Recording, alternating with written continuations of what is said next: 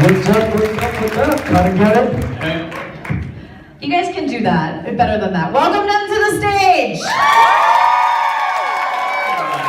That's more like it on St. Patrick's Day in Boston, right? All right, Boston. Hi guys.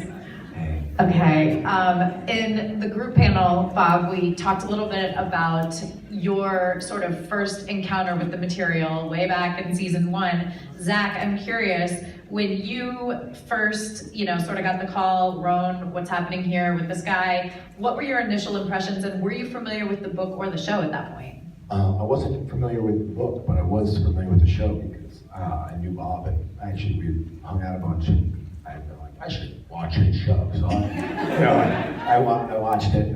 This is what actors do, they support each other. Yeah, it's like, let me watch my buddy's show. So I was fully up to date, and then I was lucky enough that Jason, actually Bob is mostly the reason that I'm on the show. Oh, yeah, I basically pitched me to Jason. Yeah. My first inclination, at least on Roan, was I was like, man, I think everyone's gonna hate him.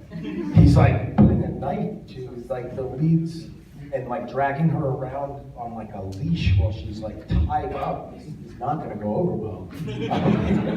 This can't end well for me. Yeah, like this is not, they're not gonna like him. I think that's pretty standard for me. I'm always like, when I come onto a new show, doing something where I'm like, Yeah, everybody hates you. When I'm like, they're gonna hate me.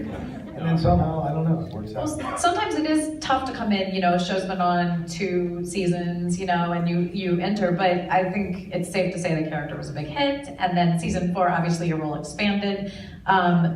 Did you know the trajectory of the character? Kind of in broad strokes, yes. But not everything. Jason had told me, you'll meet him, you'll think he's a bounty hunter, you'll find out that he comes from one of the enemies of the people we've been watching, and that he's been banished from them. And then he was like, and then we may or may not make you the king. We're not sure where that would go. Blah blah. And I was like, king? What are you talking about? Yeah. I was like, what? You're like, Kate, that sounds appealing. Keep No, talking. I was like, no, don't do that. I was like, which I've learned is, if you say don't do that to writers, that's exactly what will happen. They're like, sweet, we're gonna do exactly that. The show, obviously, we just that little montage, it's so action heavy and fight heavy, and I'm a huge fan of Black Sails too, and I know as well on that show, lots of sword fighting and stuff. What's the process like for one of those big action sequences? Do you guys have rehearsal time? How does the choreography work? The rehearsal time is pretty minimal, but Zach is kind of known as one of the best fighters on our show. One of the best swordsmen as well, actually. Yeah. So for Zach, I don't think you really do as much rehearsal as let's say Marie or something. But yeah, we both kind of like to do most of our own stuff. We've got a great team up in Vancouver with Marshall Virtue and Stunts Canada. So they put it together really quick. The amount that they can turn around and get you to learn really fast is really quite amazing. But yeah, for me coming on to the 100, I had to, on Black Sails, that was shot in a very different schedule than the 100 shot. So I was used to a very rigid rehearsal process and constant notes back and forth and changing of things and working on things for 2 or 3 weeks before you're shooting them. And then on the 100 was actually the first time when it was amazing to watch how fast they put it together. And I realized that all of that rehearsal time was for other people and not for me. I was just, basically getting approval of different people. That was what's happening. It was actually just being approved at different levels. So there's actually a refreshing element of not having to deal with that aspect of it. It's Marshall puts it together with his fight coordinator, Jason signs off, and you do it. It's yeah. Yeah, it seems like that way would be not only more organic, but sort of more invigorating when you're in, because there's a little bit more left to chance. Yeah, and I appreciated that we weren't using metal swords. Yeah, not that you want to leave much to chance when you're doing those fight sequences and stuff like that. I got to do a bit of sword play this year, and it's totally different from hand to hand with the sword stuff. It's like you've got to kind of move and like factor into the sword quite differently as the way you move when you fight. It's like it's almost like the opposite footwork when you're doing sword play than when you're actually doing it like hand to hand. So season 5, obviously we talked, there's been this 6-year gap. What is Bellamy's experience going to be like when you see Clark for the first time? Well, I mean, it's the circumstances might be that great, as it always seems to be on this show. But I think it's I mean, he thinks she's dead, so actually the way that it comes about is quite interesting. But obviously I can't give anything away. Well, we won't tell anyone. Yeah. But the way that actually comes about is through a different avenue where you might not expect. So yeah, it's kind of cool actually. Cool. Well, I look forward to it. We're going to take questions, so you guys can line up at the mics, and we'll get to as many people as we can. And while they line up, this is sort of along the same lines. How much now, going into season 5 and hopefully season 6, do you have an influence in the writer's room? Can you go and sort of like suggest ideas, or is it more just locked down, blocked out, and... I mean, you might be able to like suggest some lines here and there, but I mean, in terms of the story, especially for season 5, like I had no real idea of what was happening with Bellamy, and I found a bit of a struggle actually to try and get my head around where they were taking the character. But yeah, no, I find that they're absolutely open to have conversations and chat like that. But that's their job, and to kind of go in and be like, oh no, I think we should do this, that, and the other. It's kind of you kind of encroaching on somewhere where it's not really. It's not your job they're to be obviously, doing that, Yeah, the way it works is the writers can tell you how to do your job, but you can't tell them how to do it. Yeah, it's not a two-way street. Well, they obviously do a very good job, so. Yeah, no, yes. they're exceptional. We've got a great bunch of writers, yeah. Absolutely. Hi, we'll take our first question. How are you? Hi, my name is Cheryl. I just wanted to ask what Bellamy and Roan's relationship would be like if Roan's still alive and in space. And in space? Yeah, like if you were... I don't know in about space? Roan in space. That's just like that they'll mix. I actually was. It was funny the first time when I was doing, in season 4 when I was like back at the lab. I was like, I don't feel like I'm supposed to be in this set. So you think Roan would have stayed in the bunker? Yeah, I mean, I don't think he has any interest. I mean, basically like myself, of going to space. I have no interest. Like some people want to go to Mars and be part of that. I don't want anything to do with that. I'm stay here. You're like, I'm good.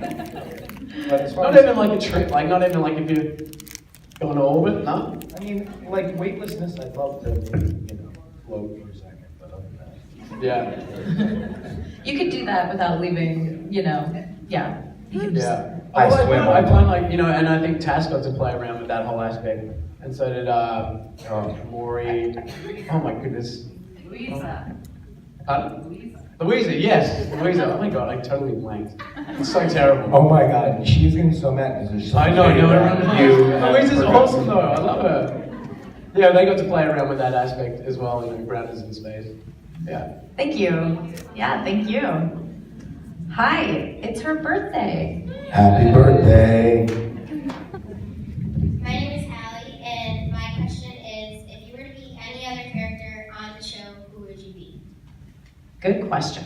I usually say Jar. I usually say Clark. Only because I would like to one day, It could happen. Maybe one day.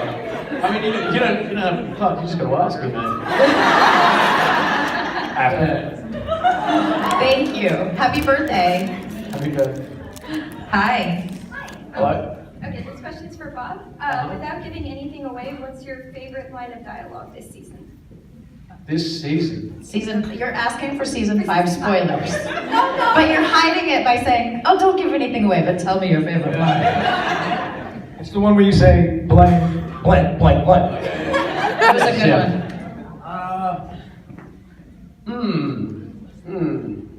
Hello, maybe? Yeah, I'm not too sure what I can say.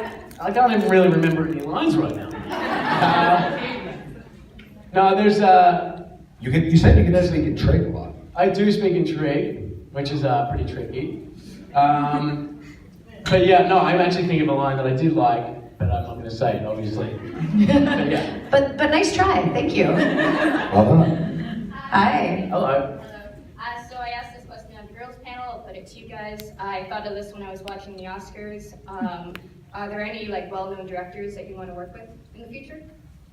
All the ones you saw at the Oscars. Yeah, I hope you get that chance.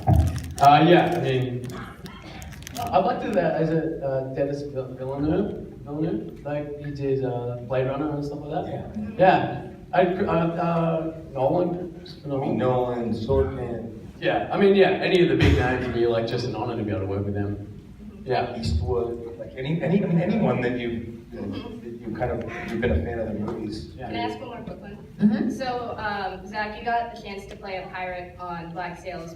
Can you see yourself playing a pirate in like future projects? You know, it's funny because Luke Arnold, who's on Black Sails, me and him, like he's an Aussie as well, me and him would go out for the same stuff all the time because we just got like the same curly hair in Australia. So I actually did audition for Black Sails and it was terrible. I clearly didn't get the role. Wait, which role did you audition? No, but it was really early on, so I think it was... Did you audition for Bane? No, I think it was early on, it was like Flint or something like that. Ah. Like ages, like when, I think, yeah. The Aussies always get to audition for everything first. Yeah, give it to us first. Well, I'm glad we got you as Bellamy because you do an amazing job. Oh, thank you. Yes, thank you. Hi. Hi, I was wondering if you could change one thing about your character, what would you change and why? Well, When the lightning struck, when the black man happened, I would have just not looked up. simple mistake. Yeah. Simple, straightforward. What would it change? I'm not too sure. I mean, I like all the things that he does wrong. So, I don't know. I mean, it's like I find it maybe he could be a little bit funnier, but then again, I'm like I can't deliver any jokes when playing Bellamy. He's so dry. I find him to be very funny. Yeah, he's hilarious. I think he's hilarious. I know. So Whenever he's we taking do it so so serious, serious? and then you'd be like, you'd always just be like, oh yeah, like I could see you like kind of like laughing at Bellamy. I'm like, dude, I'm supposed to be tough here, right? Always like one-upping me. I'm like, get out of here. I'm like, you're the one who invited me here. But the character's relatable. You're right. Like if he didn't make mistakes and recognize them, then he wouldn't be, he wouldn't be evolving. Yeah, I don't know. I would have liked for him to have held on to his jacket from season 4. I like that jacket. Yeah. And he didn't pack it. He just went to space and didn't pack that jacket. Don't go to space without your jacket. Yeah. Thank you. Thank you. Hi. Hello. Okay, my question is. My pumpkin queen. Nice hat, also. Thank you. My pumpkin king. So. Are you flirting with him? Stay No, out I'm of it. gonna get red. There's a space up here, you know. It's tempting. My question is, if the conclave had gone differently, like if Octavia had stayed with Ilion and his sheep, then who would have fought for Sky Crew? Would it have been you? Yeah, surely. And how would you have done? How do you guys think he would have done?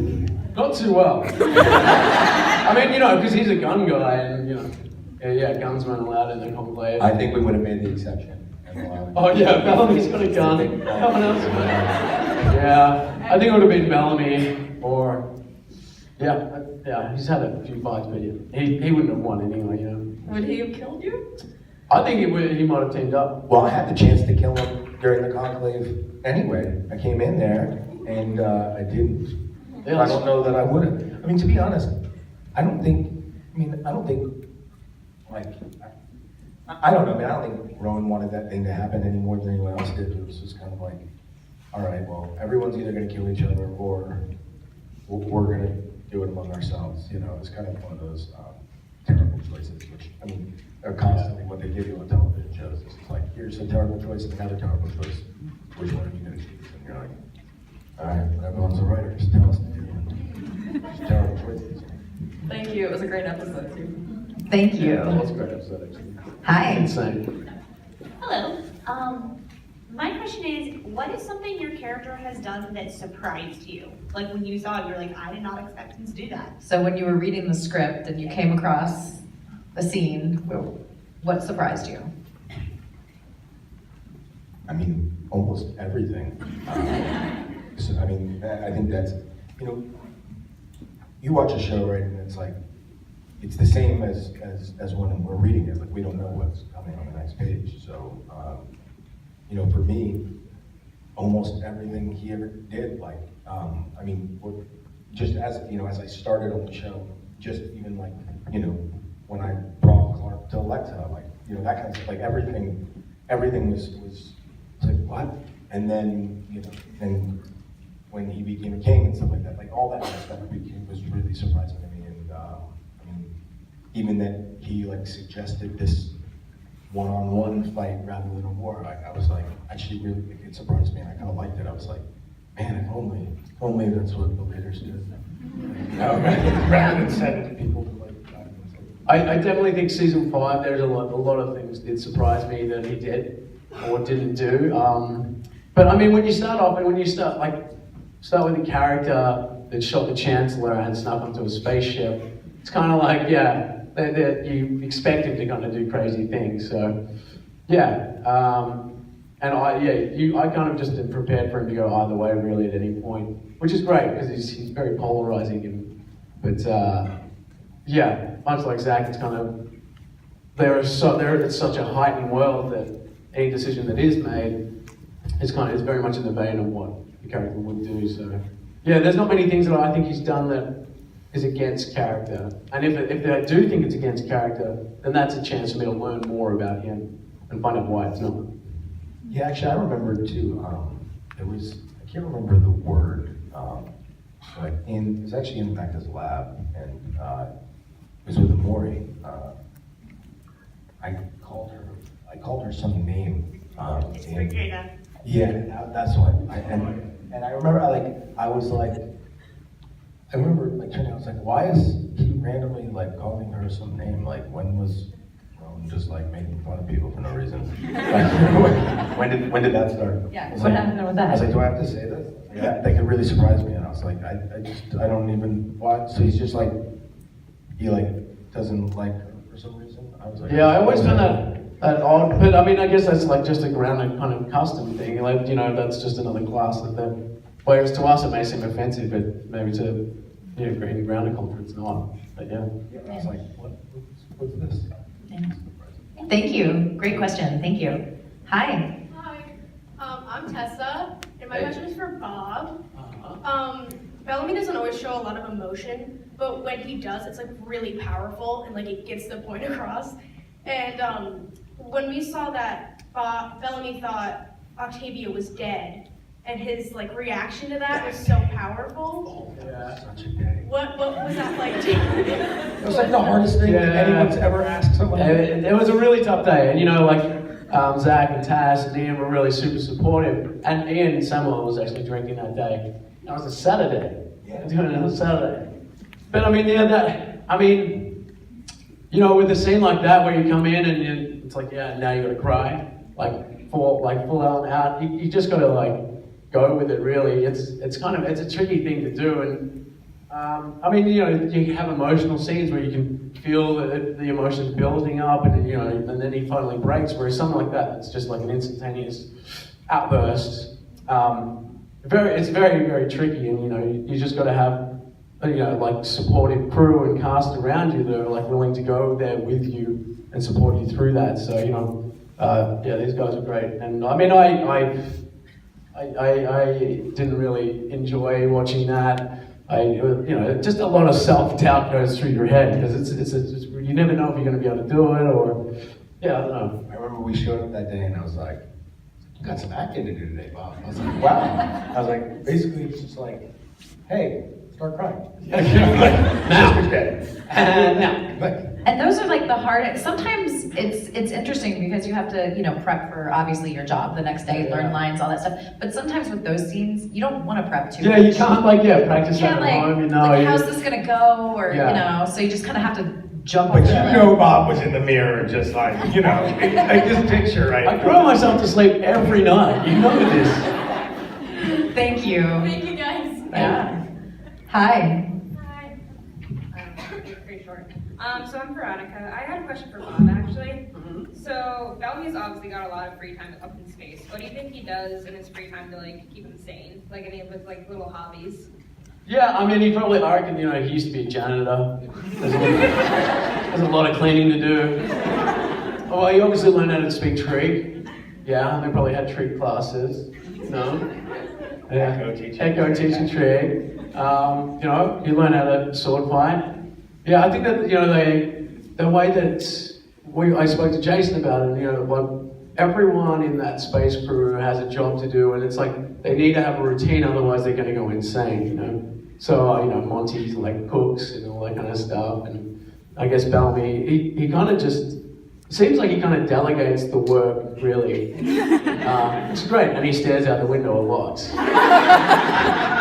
There's a lot of that, yeah. Thank you. We talked a little bit about specific episodes, but out of 3 and 4 and 1 through 4, do you guys have a favorite episode that you were a part of? Mine was the one where we buddy action. Oh, we did. the car chase The one? car chase scene and all that. That was pretty fun. We went on to, what was it Once Upon a Time set? In the full green room thing? Yeah. That was pretty fun. You show jumped over to Once Upon a Time? We just used their sets, because they got amazing Money. sets. They got more money than us. But yeah, I think the Conclave is one of my favorite ones. Yeah. Hi. Hi, my name is Olga. I was wondering that since a lot of season 4 revolved around the idea of redemption and whether characters or the people there are deserving of that, so kind of how that theme affected your characters, if Roan was if seeking redemption or feeling like he had something to redeem himself for was part of Roan's kind of mindset. For Bellamy, do you feel like you achieved, did your character achieve redemption, or is that still something that you're seeking out in season 5? Well, I think, he's trying to live by using his head and his heart in season 5, and and kind of honor Clark in that way, making sure he's growing as a person. But I mean, I always felt like season 2 was really the season where Bellamy was like, I have to redeem myself and I have to save the 48, going into Mount Weather and sacrificing himself that way. With him, he's always back and forth in that regard, and it's really great to see in season 5 that he's actually growing as a person. But yeah, I think everyone in the show is always fighting for redemption in a way.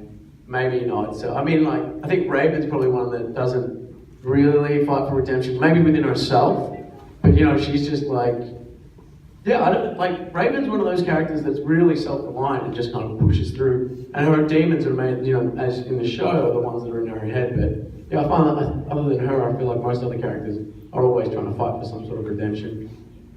Yeah, I don't know that there is redemption for someone who takes, who participates in microwaving another human being.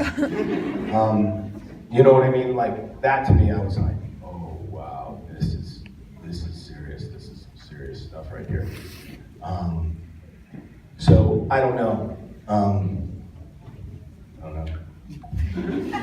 To be continued. Thank you. But even when you play an antagonistical character or someone who does things like that, as an actor, you can't view that character in a negative fashion. No, you can't. But I think there's a certain point at which you're like, all right, now this is, at a certain point you're like, all right, this person's now, this is microwaving human beings over here. It's gone too far. Hi. What's up, Bobby? Zachary. What's up? I don't What's up? In honor of St. Patrick's Day, what are you guys' favorite alcoholic beverages? Why? They have to pick one? Just a couple, any top five. I grew up in an Irish bar in New York City, my dad ran, and we all grew up drinking Jamesons. So, you know, it's a good St. Patty's Day drink, and it's also good for teething.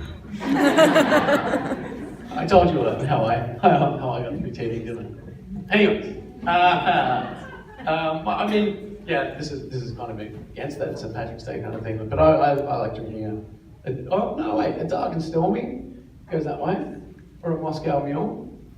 Yeah. Any of you guys getting crunk today in Boston? Oh yeah. You gotta do it up. There's a party tonight, right? Well ahead of you. There's a party every night in Boston. There's a party every night in Boston, but there's a ConAgeddon party here, so. That's true. ConAgeddon party in Boston tonight. Thank you. Thank you. Hi. Hi. So I have a two-part question, and one of my favorite episodes was the Conclave, and so it's like one for Zach and one for Bob. For you, Zach, how do you think like the fight between you and Luna would have played out if there wasn't the Black Rain? And for Bob, since you sort of answered something, how do you think like if Bellamy was in the Conclave, like what kind of tactic would he do? Do you think it would be like offensive or defensive or a good combo of both?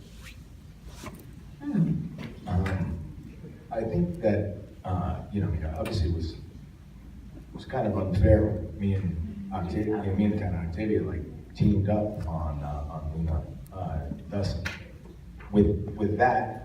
But then again, also she has like superpowers, so maybe it is fair when you're going against like that to go two against one. But I mean, I think kind of in the choreography and the writing of it, the idea was that she was beating us, but then when we kind of started working together, we're able to take her and to the point where she's about to die, and then the rain kind of saves her. So, I mean, I think had the rain not come, I think he would have, probably killed her. Well, it's really hard to say because, like, with the night blood as well, they do kind of have this secret superpower, and you kind of like, there are sometimes that you're doing a fight sequence, and you're like, but really, can't she do that? And Jason will be like, yeah, she's a night blood.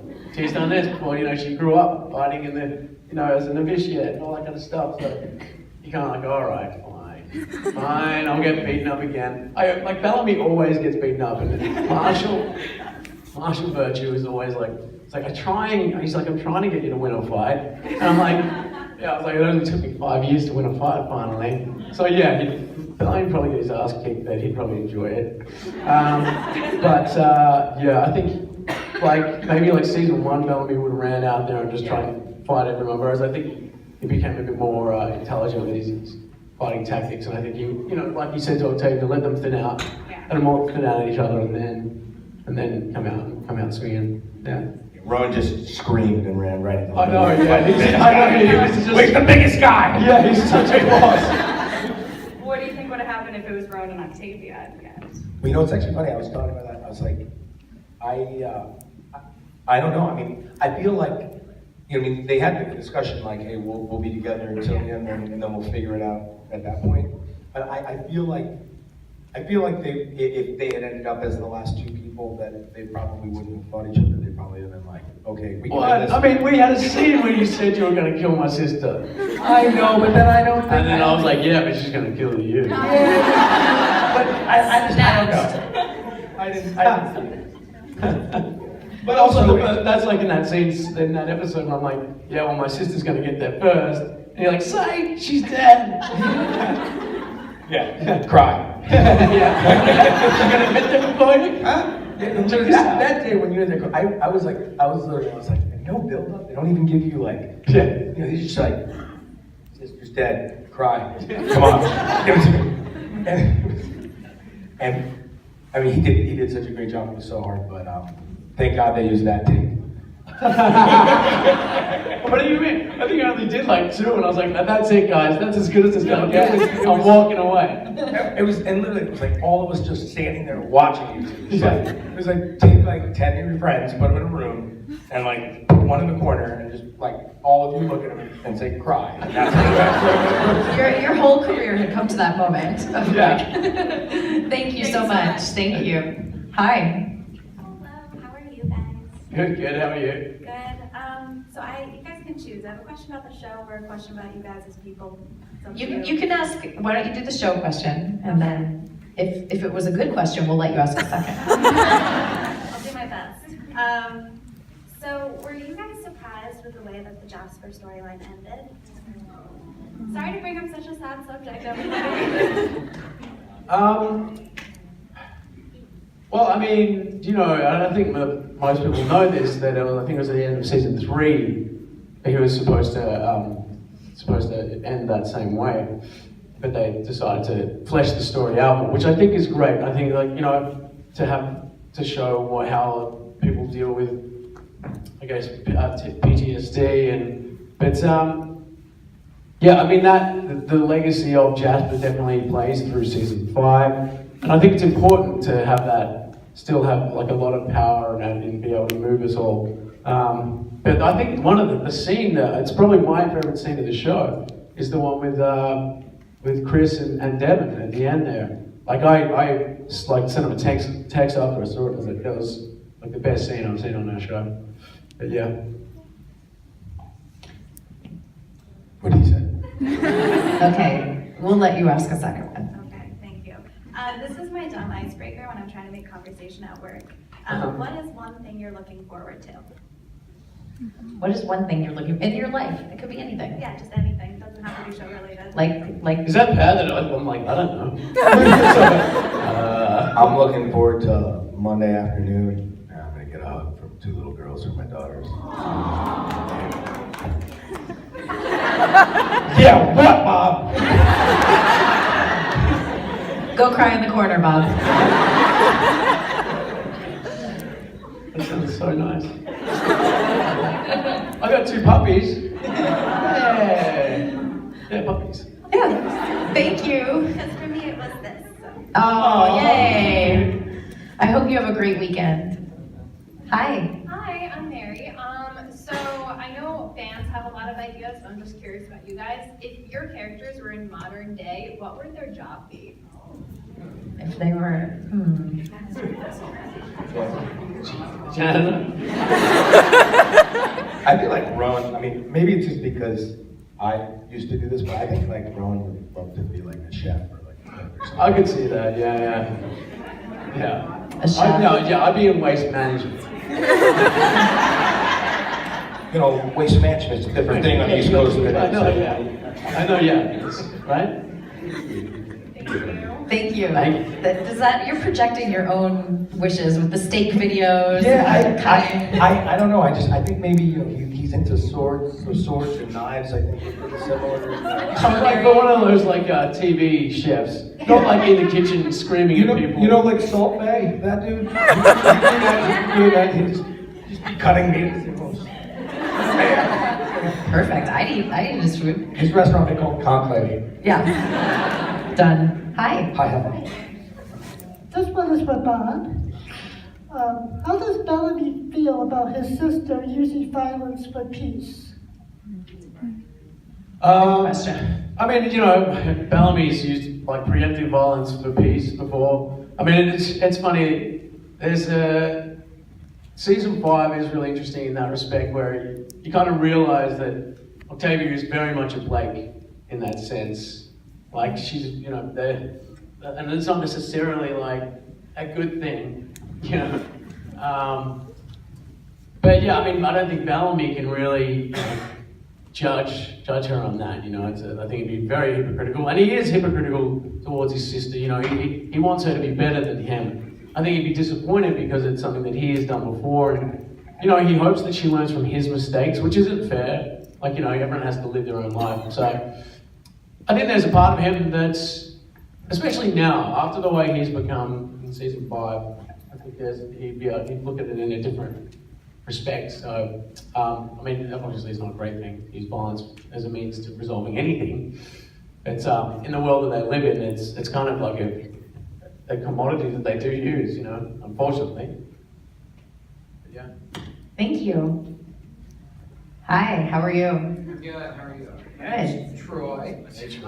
Troy. So the question is, what is your favorite character trait of the character you play? or the most difficult trait of that character you found to portray? You know what? I'll even take it a step further. When you approach a role, how do you approach it? Do you look at the likenesses, or do you work on the differences?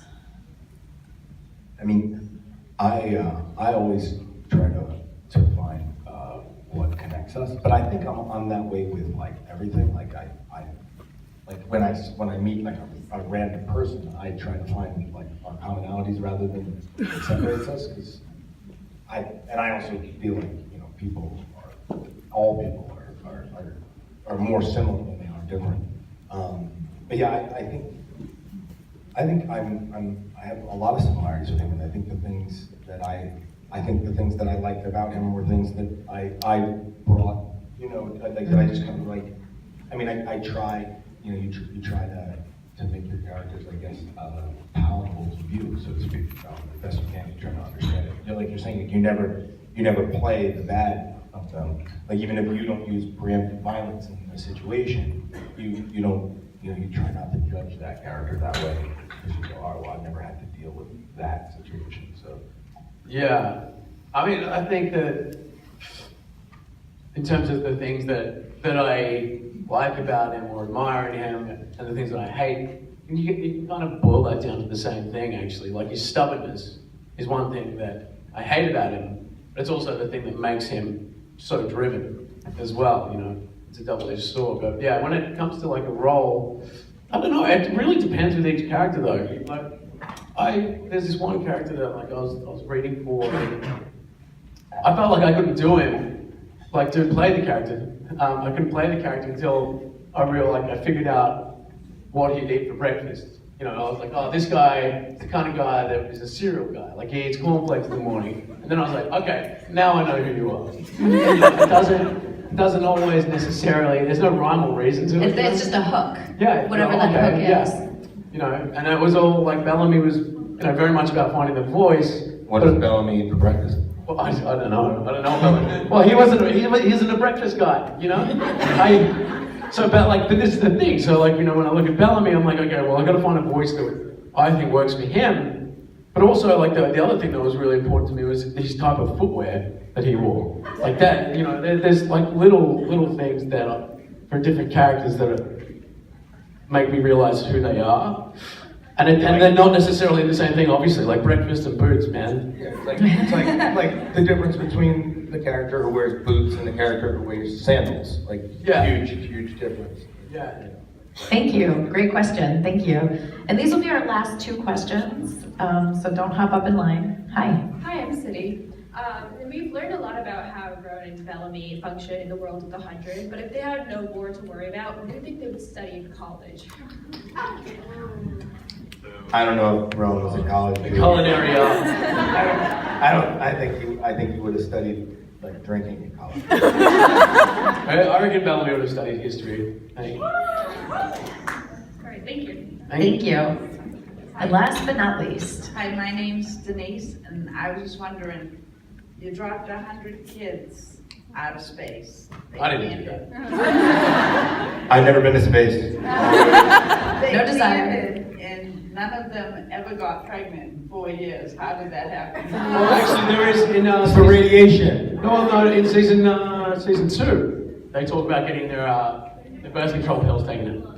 Like they're actually like, you know, yeah. So, but really, the way that happens is I did a TV show where there was a baby. It's just not easy. It's hard to work with, yeah. And there's like labor laws that are tough to deal with, and kids like scream when they're supposed to be asleep, and then sleep when they're supposed to be screaming. So yeah, the labor laws in the film industry is a great birth control for the kids on the Exactly. Basically. Yeah. Great question. Never heard that one before. Thank you. Did you guys enjoy your time here?